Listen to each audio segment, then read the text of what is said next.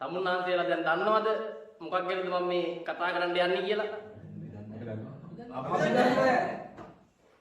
ඒක තමයි කියන්නේ. මොකක් ගැනද කතා කරන්න යන්නේ කියලා දන්නේ නැත්නම් කතා කරලා වැඩක් නැහැ නේ. තේරුමක් නැහැ. මයියව. මේ බහුලුව. කරන්න වෙලාව කතාව කරන්නේ.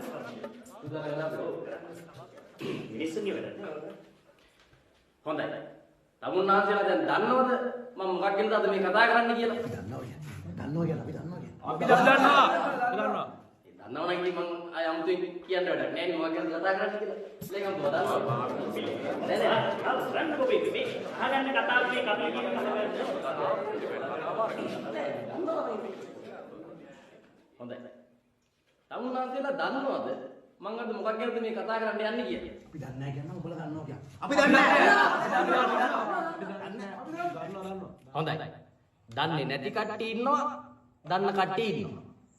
එහෙමනම් ඉතින් දන්නේ නැති කට්ටිය දන්න කට්ටියකින් අහගන්න මොකක් ගැනද මම අද කතා කරන්න යන්නේ කියලා. අසාසිලෝ තමයි.